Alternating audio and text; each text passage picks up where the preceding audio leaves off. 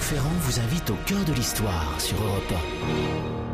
L'événement a marqué l'imaginaire de plusieurs générations par sa splendeur, par son déploiement de faste, l'entrevue du camp du Drap d'Or. Franck Ferrand nous fait revivre cette fête cet après-midi. Bonjour Franck. Bonjour Anissa, bonjour à tous. Ce sommet de chefs d'État, pour employer des termes d'aujourd'hui, de surcroît rencontre bilatérale, puisque n'y figurent que les souverains de France et d'Angleterre, cette rencontre a laissé un souvenir, et jusqu'à nous, près de 5 siècles plus tard, c'est dire si l'intention commune de François Ier et d'Henri VIII, marquer les esprits, a été largement satisfaite. Je vais donc vous le raconter dans un instant, ce camp du Drap d'Or. Et pour nous aider à analyser cet événement, vous avez invité le biographe de François Ier. Oui, je me suis dit que mes récents écrits sur ce roi, peu flatteur pour sa personne et pour son règne, risquaient de rendre ma version un petit peu sujette à caution.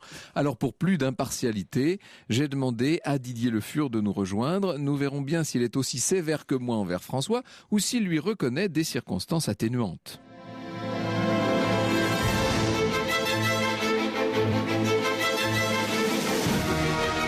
Au cœur de l'histoire sur Europe 1.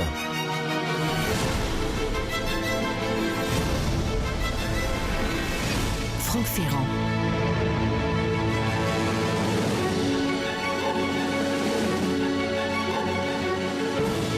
C'est un des plus grands déploiements de faste de l'histoire de France. Nous sommes en juin 1520 et ce qu'on va appeler un peu plus tard le camp du Drap d'Or réunit, après bien des mois de préparation, les deux jeunes rois, Henri VIII et François Ier. On n'est pas loin de Calais, qui à l'époque est donc une possession anglaise. Calais, c'est la pointe avancée de l'Angleterre sur le continent. Le royaume de France, à l'époque, est le plus peuplé d'Europe, avec près de 20 millions de sujets. François Ier n'est sur le trône que depuis 5 ans. Comme il est devenu roi à l'âge de 20 ans, vous voyez, il a 25 ans, il est dans la fleur de l'âge. C'est un des hommes les plus puissants d'Europe. Il possède, à cette époque, ça va pas durer longtemps, le Milanais. Et depuis la signature du Concordat de Bologne, c'est lui qui, dans son royaume, nomme les évêques, les archevêques, les prélats qui ensuite sont confirmés par le pape. Henri VIII a 28 ans et donc vous voyez, il est à peu près du même âge. Voilà. Ouais. C'est pas encore le roi obèse qu'on voit sur les tableaux. C'est encore lui aussi un jeune roi plein de fougue. Les deux rois sont alliés depuis le traité de Londres qui a été signé en 1518 et l'une des clauses fixe une entrevue entre les souverains pour l'année 1520. Eh bien, cette entrevue, on va la préparer, vous imaginez. Et l'idée des deux côtés de la Manche, c'est d'éblouir, j'allais dire l'adversaire, c'est d'éblouir le frère ennemi. N'oubliez pas qu'à l'époque, en 1520, les souvenirs de la guerre de 100 ans sont encore très frais, bien entendu. Alors rien n'a été laissé au hasard, parce que toute entrevue royale soulevait des questions d'amour-propre importantes, nous dit Didier Le Fur. Le cérémonial était essentiel, et puisque le projet était anglais, et que tous les envoyés du Tudor se souvenaient du faste et peut-être de l'insolence de François Ier lors de la fête de la Bastille, le cardinal d'York, Thomas Wolsey, avait souhaité le contrôle de l'événement. L'entretien doit avoir lieu à mi-chemin entre la ville anglaise de Guînes, qui dépend de Calais, et puis la ville française d'Ardres. Les souverains doivent parcourir exactement la même distance, ils doivent être sur le même pied, tout ça est assez extravagant. On ne veut surtout pas que l'un puisse paraître inférieur à l'autre. Le nombre de rendez-vous entre les deux rois a été planifié, bien entendu, le nombre d'invités, ceux que les uns et les autres vont amener, la durée des jeux, des festivités, des banquets, tout a été pensé, j'allais dire à la seconde près. Quelques jours avant la rencontre, alors que les deux rois et leur suite sont en route, les dernières modalités sont discutées par les entourages des souverains, le mariage du dauphin avec la fille du roi d'Angleterre, la restitution des cités occupées par l'Angleterre depuis 1513, enfin ça c'est toute la partie diplomatique bien entendu. 7 juin 1520, 7 juin nous sommes le jour de la fête Dieu, eh bien ça y est, c'est le jour J, si je puis dire, c'est le D-Day du côté anglais. Dans une petite vallée, au son des canons et des trompes, l'avant-garde de François Ier rencontre l'avant-garde d'Henri VIII. Le gros de la cour est encore en terre de France et la suite du monarque anglais est toujours à Calais. Ce sont vraiment les pointes avancées qui vont se rencontrer. Les deux souverains sont escortés chacun de 400 gardes. Voilà ce que nous racontera un des compagnons du jeune François Ier, le maréchal de Fleuranges. Ainsi s'approchèrent l'un de l'autre et quand furent prêts, donnèrent des éperons à leurs chevaux, comme font deux hommes d'armes quand ils veulent combattre à l'épée, et au lieu d'y mettre les mains, chacun d'eux mit la main à son bonnet.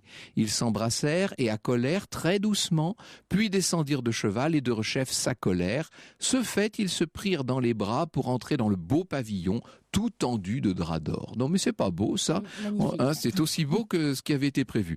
Un petit incident néanmoins va se produire. Les rois d'Angleterre portent le titre depuis Édouard III, vous savez, de roi d'Angleterre et de France. Donc devant le vrai roi de France, si je puis dire, ça fait un petit peu tâche cette histoire.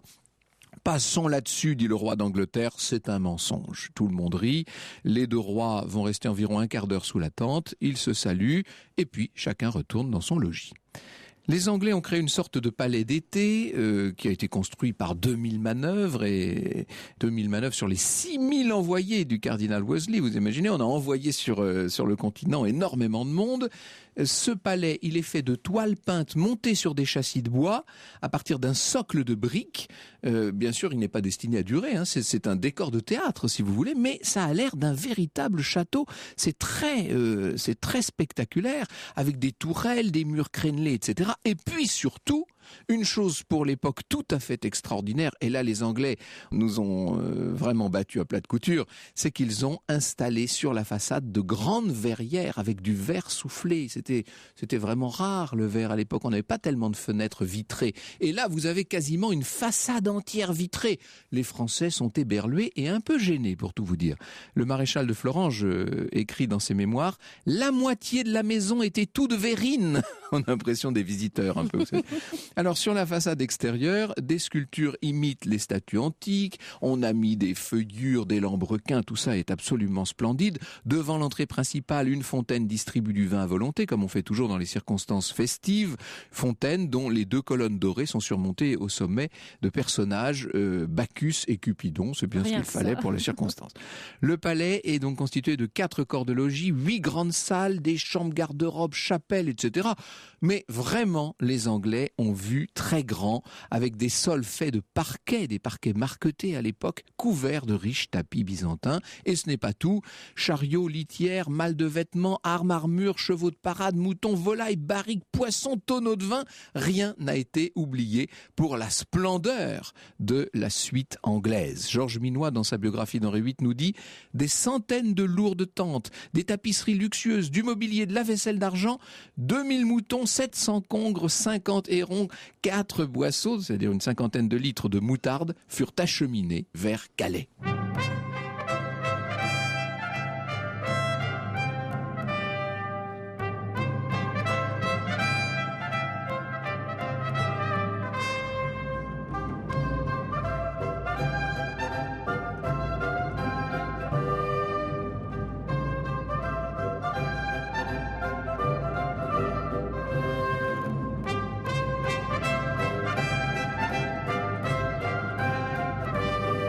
De la musique royale, le fanfare de Jordi Savall à l'instant sur Europe 1. Cet après-midi, Franck Ferrand vous emmène au cœur de l'histoire du camp du Drap d'Or. La suite, c'est dans un instant. Europe 1, au cœur de l'histoire. Franck Ferrand. Cet après-midi, Franck Ferrand, vous nous parlez de l'entrevue du camp du Drap d'Or. C'était en juin 1520 et c'est l'un des plus grands déploiements de faste de l'histoire de France. Vous venez de nous le faire vivre. Alors l'entrevue réunit François Ier et Henri VIII près de Calais. Et à cette époque, l'autre homme fort de l'Europe s'appelle Charles Quint. Alors j'ai peut-être posé la question qui fâche, mais pourquoi lui n'est pas là ? Eh bien, c'est toute la question. Il a rencontré, alors il est Charles Quint depuis très peu de temps, vous savez, c'est le roi Charles d'Espagne, bien entendu, même si lui a été élevé en Flandre, à Bruges, peu importe. Il est roi d'Espagne, il a été élu en 1519 sur le trône du Saint-Empire romain germanique, donc il est devenu l'homme fort de l'Europe en quelque sorte. Il est aussi jeune, même un peu plus que les deux autres, donc vous voyez, ce sont 3 très jeunes souverains qui vont avoir à gérer l'avenir de l'Europe. François Ier est ulcéré qu'on ait élu Charles et non lui-même sur le trône du Saint-Empire, donc il va faire de Charles son espèce d'ennemi juré, et ça va durer pendant tout le temps de son règne. Et évidemment, Charles Quint est en train d'essayer de se rapprocher des Anglais. Donc il a vu déjà Henri VIII avant son départ pour Calais, et il va le voir, vous verrez, il va le rencontrer après son retour. Donc tout ça est quand même un peu miné, si si vous voulez. Le roi de France ne se méfie pas, pour tout vous dire. Il a compris l'importance de la solennité et il veut marquer l'esprit des Anglais, mais il n'a peut-être pas pris toute la dimension de l'importance diplomatique de cette rencontre. De leur côté, les Français ont fait bâtir une somptueuse résidence pour le roi, bien entendu, tout un camp qui ressemble à un camp militaire. Imaginez 300, 400 tentes rondes, couvertes de draps absolument sublimes, et dont certains, les plus riches tentes en tout cas, sont brodés à leur fin, d'où ce nom de camp du drap d'or, bien entendu. Tout ça surchargé d'armes, de chiffres, d'emblèmes, de devises et de plumets qui volent au vent au milieu des bannières. Ça doit être un spectacle absolument sublime. Ça a été peint d'ailleurs par un certain nombre d'illustrateurs, dont un disciple de l'enlumineur Fouquet, qui avait dessiné une partie des ornements du camp du drap d'or côté français. Donc, c'est vrai que notre camp à nous est peut-être un peu moins moderne que le camp des Anglais avec leur palais de glace, vous imaginez, mais il est au moins aussi riche, sinon davantage. Au centre se trouve donc la tente du roi, surmontée d'un Saint-Michel tutélaire, doublée de brocart d'or à fleurs de lys. L'intérieur est tendu de toiles de velours azur semées de fleurs de lys d'or. Vous imaginez tout ça, ça doit être d'une beauté. Les cordages sont faits de fils d'or de Chypre mélangés à de la soie bleue de Turquie. Il n'y avait pas à plaisanter, raconte Michelet. On venait de manquer l'Empire, on voulait se relever. Le brillant fat, l'amiral Bonnivet, qui donc est un ami encore de François Ier, revenant à vide et joué de son ambassade impériale, pour se venger de sa déroute, voulut éclipser tout. Son frère et lui levèrent pour venir à la fête une espèce d'armée de quelques 1000 chevaux. J'adore Michelet parce que c'est à la fois amusant et extrêmement bien écrit. Pour transporter toutes ces tentes, 140 charretiers, 466 chevaux ont été mobilisés. Le camp a coûté une somme gigantesque, 400 000 livres de l'époque. Vous imaginez ? Mais c'est une partie du budget qui est littéralement engloutie dans la réalisation de ces festivités. Alors, on a parlé de la rencontre inaugurale, le 7 juin. Il est prévu que les deux souverains ne parleront plus vraiment de politique. Les affaires sérieuses, si vous voulez, elles sont gérées par les conseillers en marge du sommet. Les deux rois, eux, sont là, j'allais dire un peu pour la parade. Alors ils vont participer à toutes sortes de festivités, bien entendu. Le lieu était tout aussi luxueux que les autres, nous dit Didier Le Fur à propos de la lice de Tournois. Environné de fossés comme pour une ville, des galeries de bois autour des lices spacieuses étaient richement tapissées. La loge des reines avait même, comble de luxe, un paravent vitré pour les protéger des intempéries et autres poussières que soulevaient immanquablement chevaux et participants. On va faire un tournoi comme on faisait encore à l'époque du Moyen-Âge. D'ailleurs, pour nous, 1520, c'est la Renaissance, mais dites-vous qu'à l'époque, évidemment, on n'a pas conscience d'être entré dans une nouvelle ère. On est dans la prolongation de tout ce qui se passait jusqu'alors. Le 10 juin, 2 grands dîners. Quand on dit dîner, c'est des repas de midi pour nous. 13 heures sont organisés. Le roi d'Angleterre va chez la reine de France qui est enceinte de 7 mois. Il se rend donc à Ardres.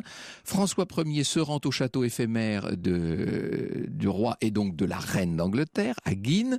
Mais que ce soit côté anglais ou côté français, les rois et leur suite ont déjà dîné à ce moment-là. Donc, si vous voulez, ce sont des dîners pour la parade. On ne goûte pas aux plats qui sont présentés. On les fait défiler simplement. C'est le lendemain que vont commencer les fameuses joutes de chevalerie. Mercredi 13 juin 1520, le vent s'est levé, il y a une espèce de tempête qui balaie toute cette plaine et vous imaginez que pour les tentes de brocart, c'est un véritable danger. Et je ne dis même rien du palais de verre du roi d'Angleterre. Le vent se prend dans tout ça, arrache les décorations et les festons. Il y a une partie même de la façade du palais anglais qui se trouve brisée, comme si en quelque sorte une instance supérieure ou divine avait voulu punir les rois ces jeunes rois de leurs prétentions. Les serviteurs essaient de retenir les drisses de soie rouge, seulement tout le monde s'arc-boute, mais on n'arrive pas à retenir grand-chose. On retrouve refuge dans les villages, les vrais villages construits en dur, dans les fermes, dans les édifices religieux des alentours, etc. Le roi, à ce moment-là, François part pour Ardres. Il organise une entrevue et un festin sous un chapiteau dressé à la hâte, comme on a pu, avec ce qu'on a récupéré de la tempête, sur la route d'Ardres. Quant au jour, août, eh bien, on n'a pas l'intention de s'en tenir là. Elles reprendront dès le lendemain. Ce qu'il faut vous dire, c'est que le climat entre le roi de France et celui d'Angleterre ne va pas tarder à s'assombrir. Europe 1, au cœur de l'histoire. Franck Ferrand. Cet après-midi, Franck Ferrand, vous nous racontez l'entrevue du camp du Drap d'Or entre Henri VIII et François Ier. Alors ce camp magnifique qui avait été monté avec des draps d'or a été touché par la tempête, mais la tempête, elle va aussi toucher les deux souverains, parce que l'ambiance se dégrade entre eux. Disons qu'à l'aube du dimanche 17 juin, ça fait 10 jours que François Ier et Henri VIII sont au camp du Drap d'Or, et soudain, le roi d'Angleterre, qui est encore au lit, sursaute, on le prévient au tout dernier moment, François Ier vient d'arriver. Le roi de France s'est rendu au camp anglais, il est vêtu d'une cape espagnole, comme une espèce de soupirant qui voudrait se cacher, vous savez. Il arrive dans le camp anglais, donc ce qui déconcerte complètement la garde. Il se déclare prisonnier, ce qui fait rire Henri VIII, qui pour la circonstance va lui offrir un collier. François lui remet en échange un sublime, merveilleux bracelet, et il lui tend sa chemise, comme s'il était son valet, si vous voulez. Donc c'est une façon de montrer qu'on est que le roi de France se mette au service du roi d'Angleterre. On est là pour faire de la diplomatie, n'oubliez pas, et François Ier a bien l'intention que cette réunion diplomatique scelle l'alliance entre les deux royaumes. Alors les deux rois vont assister à la messe côte à côte, et 2 jours plus tard, les deux souverains vont combattre côte à côte, refermer le pas d'armes. Un tournoi est organisé à cheval, puis à pied. Enfin, tout ça est... Jusqu'ici, j'ai envie de dire, les choses se passent plutôt bien. Et puis, Henri va également rendre la politesse à François en lui rendant aussi une visite privée dans son camp. Enfin, tout ça va plutôt bien, sauf que la réalité, c'est qu'au milieu des fêtes et des danses, une espèce de jalousie s'est insinuée, si vous voulez. François Ier est nettement plus drôle et il sait mieux danser. On est devant les dames, ne l'oubliez pas, et ces 2 jeunes coqs sont là pour faire se pâmer, j'allais dire, toutes les poules de l'assistance. Il y a un peu ce côté basse-cour quand même, il faut bien le dire. Henri, qui est piqué au vif de voir Anne Boleyn ouvrir de grands yeux devant François Ier, commence à s'agacer. Et c'est à ce moment-là que Henri, qui est une espèce de colosse, faut le dire, même s'il n'est pas encore obèse, mais il est immense, il est très fort, il va proposer une épreuve de lutte à main nue. Alors là, ça rigole plus, ça n'était pas du tout écrit dans les programmes, ça ne figurait nulle part. On improvise cette espèce de lutte, vous imaginez ces 2 garçons qui sautent l'un sur l'autre. Évidemment, je dis évidemment, non, d'ailleurs c'était pas gagné, mais François Ier, qui sait très bien lutter aussi décidément, va faire une sorte de croc en jambe, si vous voulez, un effet de jambe, il fait basculer son adversaire. Voilà le roi d'Angleterre qui s'effondre sur le parquet, on lui plaque les épaules au sol, bref, il a perdu.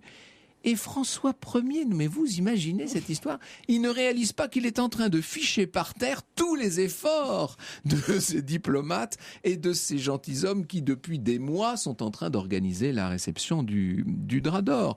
Donc, la fin, disons-le, de l'entrevue est un peu saumâtre. On fait organiser à la hâte, le 23 juin, une dernière grand-messe en plein air en présence des 2 rois et de leurs entourages. Mais là, on peut dire que le cœur n'y est plus. Les 2 reines s'embrassent en signe d'amour, paix et concorde. Oui, mon œil, on n'a plus qu'envie maintenant de rentrer chez soi. Avant de se quitter, les 2 princes avaient émis le désir de faire édifier au Val d'Oré, nous dit Didier Le Fur, au lieu même de leur première rencontre, une chapelle, afin qu'une messe soit dite chaque jour pour la protection des 2 hommes et la paix qui les unissait, une chapelle qui porterait le nom de Notre-Dame de la Paix. La vérité, c'est que le roi d'Angleterre n'a quitté François que pour aller retrouver Charles Quint.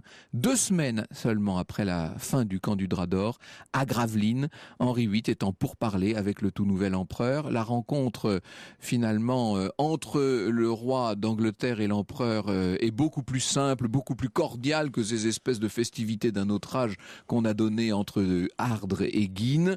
Ainsi, le duc de Suffolk, qui avait débarqué au mois de juin avec 32 chevaux, n'en avait plus que 10. L'heure n'était plus à la fête. Henri VIII ne venait pas célébrer une alliance et un mariage. D'ailleurs, les publicistes anglais ne communiquèrent que très peu sur l'événement, alors qu'il s'était largement étendu sur les cérémonies du camp du Drap d'Or et que des peintures en célébrèrent le faste, nous dit Didier Le Fur. Oui, en attendant, le Drap d'Or n'aura quasiment pas d'effet, enfin c'est ce que nous allons voir dans un instant, alors que l'alliance avec l'empereur, elle, va être bientôt scellée. Bonjour Didier Le Fur. Bonjour. J'ai raconté tout ça un peu lestement. Finalement, c'est un événement léger, mais qui a des conséquences graves. Nous allons le voir. La voix de Marina Kaye cet après-midi sur Europe 1 avec son titre Something. Franck Ferrand revient dans un instant.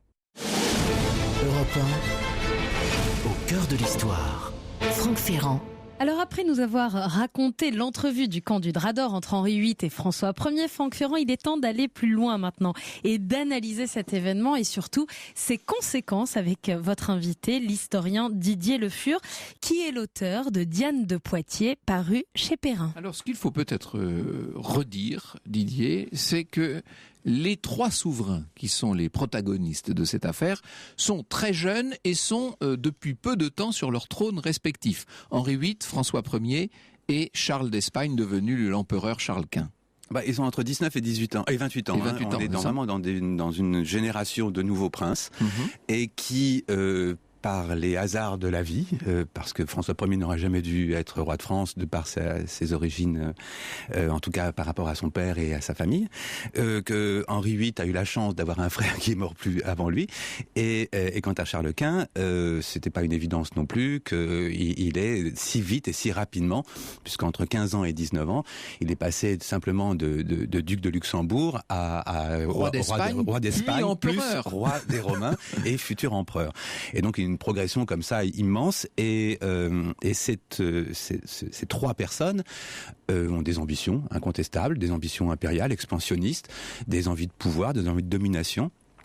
Le roi de France a la possibilité, de par l'ancienneté de la puissance française, d'asseoir davantage une autorité. La victoire à Milan en 1515 et la continuité des guerres d'Italie commencées par Charles VIII. Ce qui s'est passé à Marignan a eu un rôle très important parce que ça a fait basculer la papauté. C'est très important, c'est le quatrième acteur de l'histoire, si je puis dire. Le pape. Le pape est loin, mais le pape dirige tout en fait, parce que il y avait toute une ligue qui avait organisée par Léon X pour chasser les Français et notamment Louis XII d'Italie.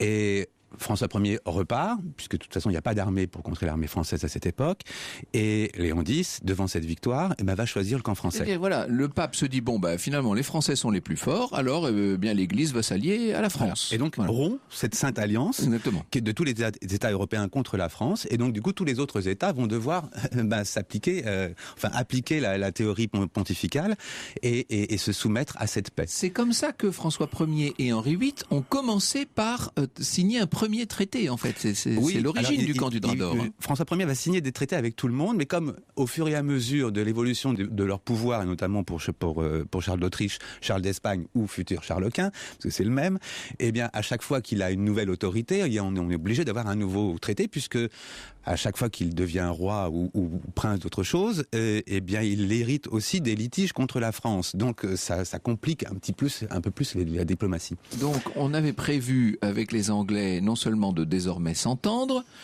ce qui est une difficulté, toujours. Ça coûte cher en plus. Alors à l'époque, il faut quand même dire que Henri VIII n'a pas encore rompu avec le pape, lui non plus. Il n'y a pas encore d'église d'Angleterre. Il est encore très pontifical. Donc pour l'instant, tout le monde est catholique, si je puis dire. Mais c'est bien de le préciser parce qu'on a toujours cette image de l'Angleterre protestante. D'ailleurs, il va écrire un livre contre, justement, au même moment que du camp du Drap d'Or, un texte important contre justement l'évolution de Luther et de la réforme en Allemagne. Donc dans un premier temps, il est anti-luthérien. C'est quand même assez étonnant, cet Henri VIII. Donc il est un peu favorable aux plus offrants, disons-le. Son épouse, ne l'oublions pas, est espagnole. Oui. Catherine d'Aragon, qu'il a récupéré de son frère. C'est un peu compliqué aussi cette histoire-là. C'est pour ça que j'essaie de fixer les choses. Que son père avait envisagé épouser et qui finalement Henri VIII a récupéré. Pour l'instant ça va, on n'a pas trop de problèmes. Il y a un enfant, c'est une fille. Bon, c'est pas ce qu'il y a de mieux pour la notion de dynastie, mais bon, les filles ont le droit de succéder en Angleterre alors qu'en France elles n'ont pas le droit. Mais l'idée d'un garçon et d'un héritier trône toujours dans la tête d'Henri VIII. Alors il y a deux personnages qu'il faut mettre en avant. C'est en France le chancelier Antoine Duprat, qui est très proche de la mère du roi et qui dirige en quelque sorte les affaires. Oui, vraiment. Et en Angleterre, ce cardinal Wolsey qui lui est très proche du roi et qui dirige pleinement les affaires. Hein. Il tient l'Angleterre entre ses mains. C'est les deux hommes de l'ombre de ces deux puissants monarques, enfin de ces deux monarques, et ce sont deux hommes qui auront des ambitions pontificales aussi, faut pas l'oublier. À l'époque encore, en tout cas, ils y pensent. Et c'est eux qui vont faire la diplomatie, de toute façon. Hein. Tout ce qui va se passer entre la France et l'Angleterre entre 1516 et 1521 même, c'est vraiment leur travail. Dites-moi si l'image que j'ai à l'esprit est juste. Moi, j'imagine ça comme des diplomates un peu rassis, des gens qui connaissent tout ça depuis longtemps, qui se rencontrent dans des réunions qui doivent être passablement sombres. Souvent. Oui, voilà. Avec des entrées particulières pour l'un et l'autre. Exactement. Donc, ils négocient pendant des semaines et des semaines. Ils commencent à imaginer l'idée de cette grande rencontre entre le roi d'Angleterre et le roi de France. On pourrait faire ça en terrain neutre, hein, c'est-à-dire entre Ardregui, à un endroit qui est une sorte de no man's land dont on ne sait pas s'il est français ou anglais, il est un peu des deux. Bon. Et puis on organise tout ça, on essaie de faire en sorte que tout soit bien. Et arrivent les deux gamins, si je puis dire, qui fichent tout par terre. C'est quand même extravagant, cette histoire. Eux sont là pour la galerie et pour l'amusement, en quelque sorte ? Ça pourrait laisser croire. Et, en fin de compte, pas tout à fait. C'est-à-dire que sans leur pouvoir et sans leur autorité, on peut rien faire. Oui, ça, bien Donc, sûr. si François Ier ou Henri VIII décident de pas signer un contrat, ou un traité, ça se fera pas. Reste qu'ils sont quand même conseillers, reste que ces conseils sont importants, que ça met en cause tout un État, des populations, beaucoup d'argent, des alliances futures, des royaumes, et l'avenir, voilà, de tout un peuple, enfin de plusieurs peuples même. Et donc de millions de gens.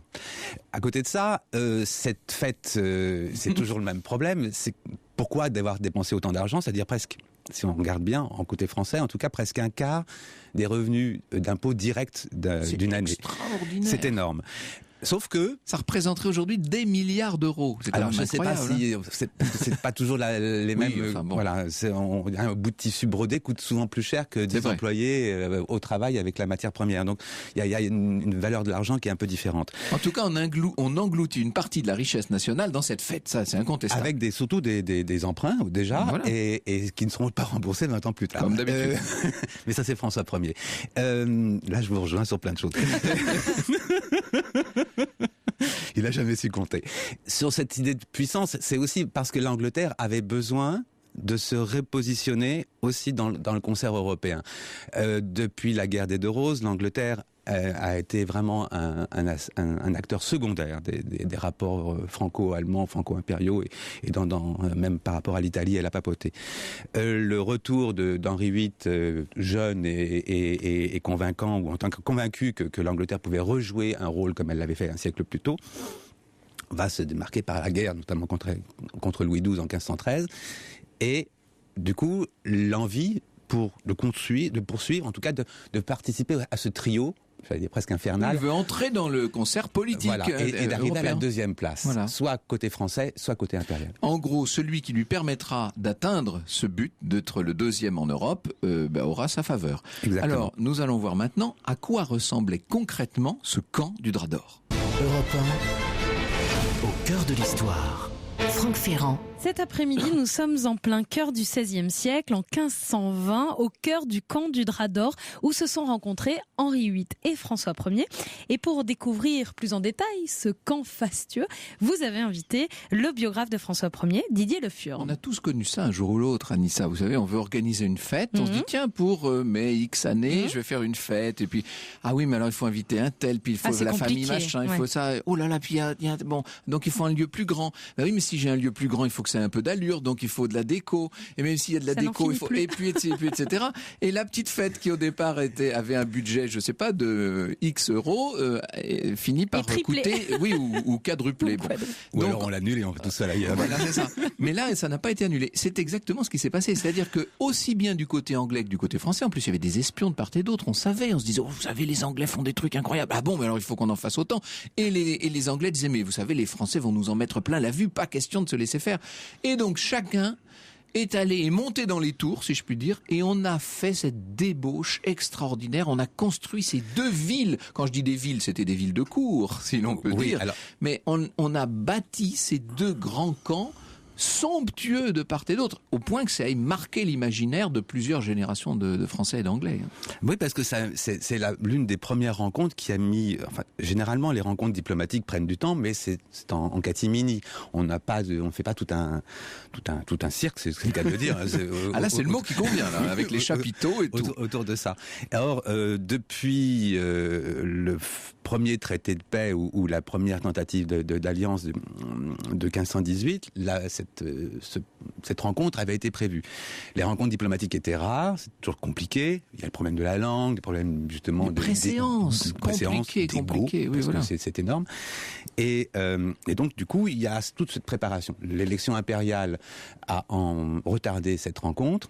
Après l'élection, François Ier avait besoin de se rattacher un peu plus. C'est intéressant ce que vous dites sur l'ego, parce que ça veut dire que ce ne sont pas seulement les deux souverains qui doivent être sur un pied d'égalité. On est allé jusqu'à fabriquer une butte de terre pour qu'en arrivant, Henri VIII ne soit pas un peu au-dessous de François Ier. On a rectifié le terrain, vous imaginez, enfin des choses un peu étonnantes. Oui, on a compté aussi le nombre d'invités, chacun devait en avoir 3000. Alors voilà, c'est ce que je voulais vous dire, c'est que par ailleurs, il n'y a pas seulement les rois, c'est que les chambellans, les différents grands officiers de cour, les principaux capitaines des armées respectives, chacun se jauge face à son homologue en face. Tout le monde est en compétition. Non, vous imaginez.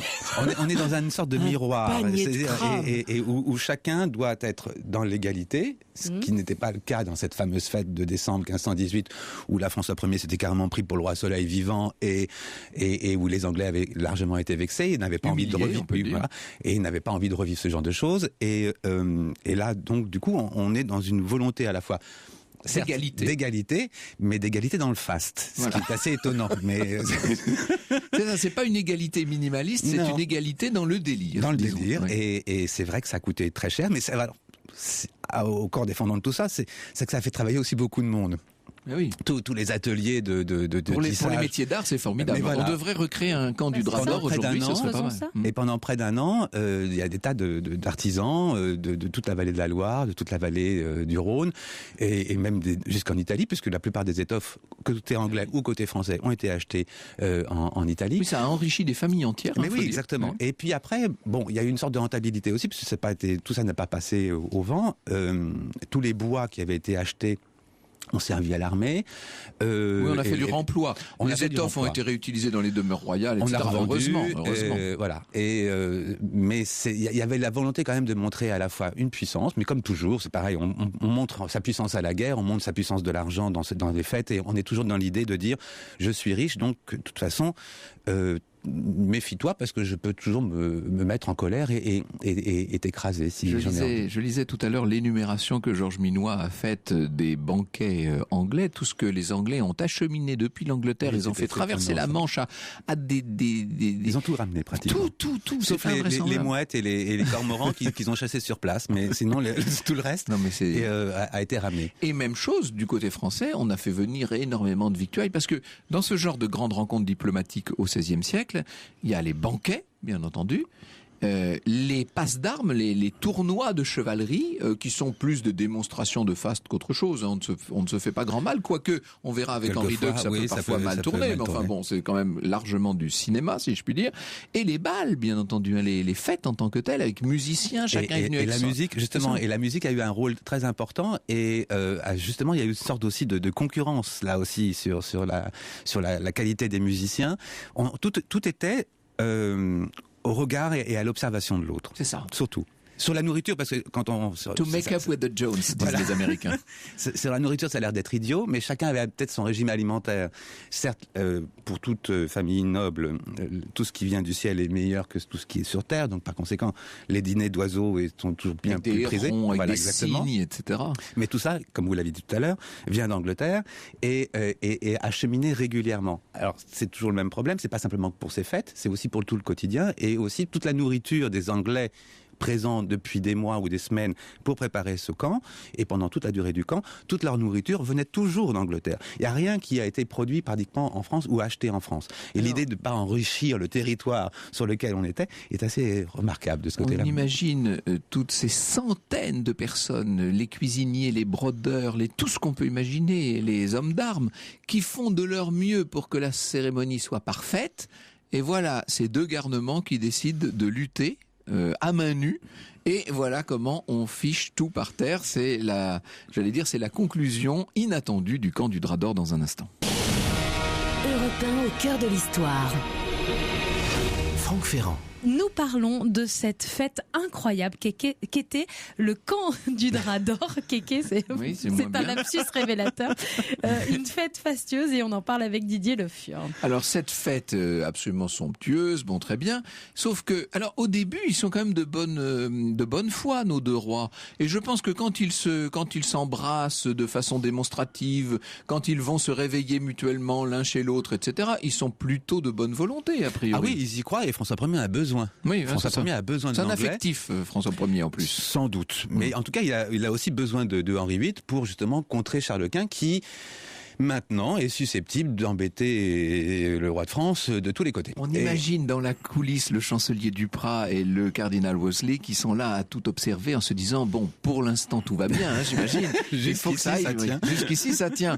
Et puis malheureusement il y a les dames. Je pense que on ne comprendrait rien à cet extraordinaire déploiement de faste si l'on ne comprenait que ce sont des chevaliers qui sont là pour ravir leurs gentes dames. C'est vraiment ça l'idée. Alors il y a aussi ils ont certes leur épouse reine. Oui, mais il y a surtout les maîtresses. Oui, voilà, c'est ça.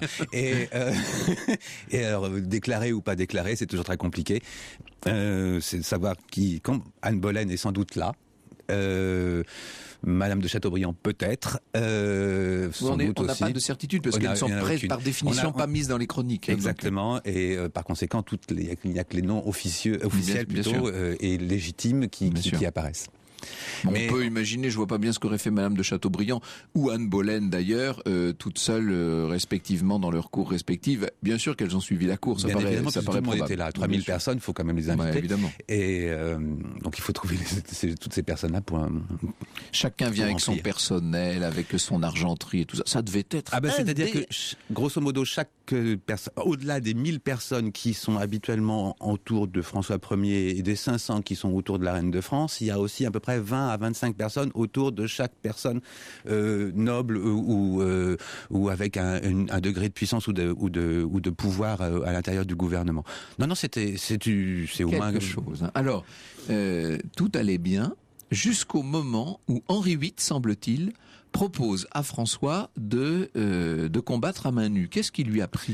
Qu'est-ce qui lui est passé par la tête ? Sur cet événement-là, j'avoue que je suis un peu dubitatif. Oui, parce qu'alors, ce qu'il faut dire, c'est qu'on n'en a de traces que du côté français. Les Anglais font comme si ça n'existait pas. Exactement, et qu'il n'y a qu'un seul auteur qui le raconte, et bien tardivement. Donc, et de par tout le récit qui a été fait, là aussi officiellement, c'est toujours la même chose. Oui, bien sûr. Depuis le départ et jusqu'à la fin, ils ont marché côte à côte, ils se sont battus ensemble contre les autres, ils ont été d'une courtoisie magnifique l'un et l'autre envers l'un et l'autre, et donc c'est un peu compliqué cet épisode. Il y a une seule chose qui est une évidence, c'est que François Ier, déjà avant même que Henri VIII arrive à Calais, savait le contenu du projet de paix ou d'alliance qu'il avait envisagé avec le futur Charles Quint. Et forcément, il y pense. Et que dès que ce camp du Drap d'Or s'achève, Henri VIII part pour les Flandres. Et là, le 14 juillet, ce fameux traité anglo-impérial. Incroyable. C'est-à-dire qu'on vient de montrer à toute l'Europe, on vient de montrer, si j'ose dire pour l'époque, au monde entier, qu'on s'aime, etc. Oui. Et dès que c'est fini, l'autre s'en va signer un traité avec le pire ennemi. C'est quand même extraordinaire. En promettant qu'il ne marierait jamais sa fille, alors qu'il 3 semaines plus tôt, il l'avait mariée. Il la mariait sur le papier. Il promettait de la marier. C'est complètement... C'est toute la diplomatie de cette époque, un peu complexe, et des revirements constants de François Ier, d'Henri VIII, ou un peu moins quand même de Charles Quint. Il est un peu plus stable de ce côté-là. Et d'ailleurs, il y avait raison. Qu'est-ce qui s'est passé côté anglais s'il n'y a pas eu la lutte? Parce que vous dites que ça, vous n'y croyez pas trop, vous. Je suis dubitatif. Mais ils n'en parlent pas peut-être parce qu'ils ont perdu aussi. Mais c'est ça, c'est ce qu'on pense, oui. Mais en France, il y en a qu'un qui en parle, et sincèrement, je suis un peu... J'y crois pas trop. On peut pas. Voilà, mais bon, je suis sûr et certain qu'ils se sont vus à des moments plus intimes, enfin en tout cas sans cérémonial. Voilà. Ça faisait partie de la diplomatie française. Ça, c'est tout bête. Ça montrait qu'on arrivait nu et qu'on avait confiance en face à son invité, et que par conséquent, cet invité qui pouvait vous prendre prisonnier, vous prendre en otage et des choses comme ça, eh bien, on se livrait à lui. Exactement. Ça, c'est très français. C'était toute la diplomatie que Louis XII avait déjà développée. Et d'autres avant lui. Oui, mais ça avait été réactualisé parce que pendant la guerre de 100 ans, on avait un peu évité tout ce genre de choses. Et il y avait un mauvais épisode avec Louis XI et le duc de Bourgogne. Et donc là, on revient dans la notion de confiance et de concorde. Après qu'il y a eu cette lutte, peut-être pas, j'en sais rien. Sincèrement, je préfère mettre ça un peu de côté. Ce qui n'a pas... on a voulu croire que cet épisode avait obligé et fait réagir Henri VIII contre François Ier dans son ego, dans sa jalousie et dans sa colère finalement d'avoir été humilié. C'est faux. Là, par contre, la préparation de l'alliance anglo-impériale était préparée avant même que le camp du Drap d'Or. C'est-à-dire que tout était joué avant le camp du Drap d'Or. Donc on est allé faire du cinéma au camp du Drap d'Or. Henri VIII est parti faire du cinéma et François Ier a laissé faire croire à ce cinéma. C'est invraisemblable. Et dès le lendemain, François Ier réécrivait au canton suisse pour les prier de venir l'aider, réactivait son alliance avec la population. Donc on n'était même pas dupe, on savait ce qui allait se passer. Voilà. Et 6 mois plus tard, la guerre était déclarée. Alors, ce qui est très, très amusant, c'est de noter que ces 3 souverains vont continuer à multiplier les bras de fer, les retournements d'alliance et je t'aime moi non plus pendant toute leur vie. Oui, c'est-à-dire que pour François Ier, l'inimitié avec Charles Quint est structurante de son règne, mais Henri VIII est là constamment et on s'allie avec Henri VIII et on se refâche avec lui, on se réallie avec lui, ça n'arrête pas. Et on sait que lorsque François Ier apprend, alors là on est beaucoup plus tard en 1547, lorsque François Ier apprend la mort d'Henri VIII, il sent qu'il ne lui survivra pas longtemps. Comme si, en quelque sorte, ces deux-là ne pouvaient pas vivre indépendamment. C'est ça qui est assez étrange, c'est qu'ils vont tous disparaître en très peu de temps. Enfin là, pour François Ier et Henri VIII, dans la même année. En 2 mois. Et Charles Quint, au même moment, lève le pied, si j'ose dire. Il abdique, lui. Voilà. Et laisse passer. C'est une fin d'une époque. Merci beaucoup, cher Didier. Pour ceux qui voudraient se replonger justement dans cette époque, je conseillerais la lecture de votre Diane de Poitiers qui est parue chez Perrin. Eh bien voilà, merci beaucoup, chère Anissa. Nous nous retrouvons demain pour une autre rediffusion du week-end. Une rediffusion magique puisque vous nous emmènerez au cœur de l'histoire du père de la magie, Robert Houdin.